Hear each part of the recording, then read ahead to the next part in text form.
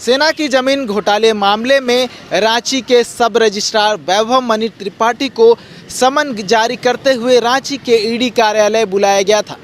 वैभव मणि त्रिपाठी लगभग 10:40 में ईडी कार्यालय पहुंचे हैं और ईडी कार्यालय में अब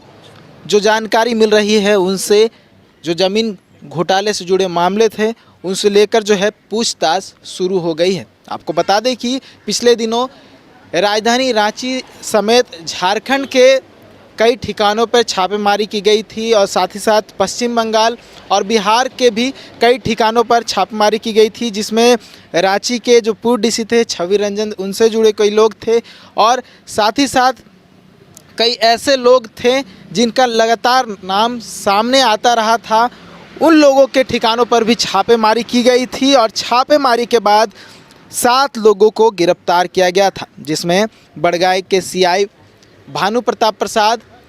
प्रदीप बागची समेत 7 लोग थे, जिनसे ईडी ने रिमांड में लेकर पूछताछ शुरू की थी। और उसी पूछताछ के दौरान ईडी ने कई और जगहों पर छापेमारी की थी और कई दस्तावेज भी उस दौरान प्राप्त हुए थे। इसी दौरान रांची के रजिस्ट्री कार्यालय में भी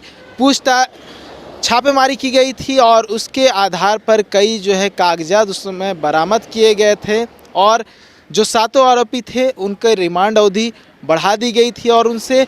लगभग 12 दिन पूछताछ की गई और 12 दिन पूछताछ के बाद उन्हें होटवार जेल भेज दिया गया है। इसी कड़ी में कई और लोग भी जो है वो शामिल होने वाले हैं, जिसमें कोलकाता के सब रजिस्ट्रार वो भी ईडी कार्यालय पहुंचने वाले हैं कल, क्योंकि उन्हें भी समन जारी किया गया है। साथ ही साथ जो व्यवसायी है विष्णु अग्रवाल और रांची के पूर्व डीसी छवि रंजन, वो भी 4 मई को यहां पहुंचेंगे। हालांकि उनसे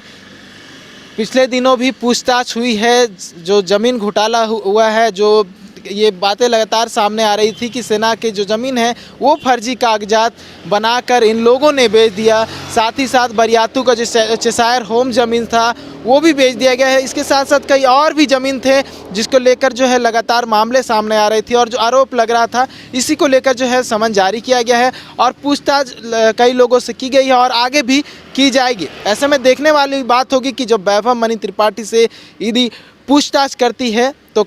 और कौन कौन लोग हैं जो इस पूरे जो ज़मीन से जुड़े जो सिंडिकेट है उसमें सामने आता है और आने वाले समय में और कौन से लोग हैं जिन्हें ईडी की ओर से समन जारी किया जाता है। न्यूज़ बाइस्कोप के लिए रांची से नीरज कुमार।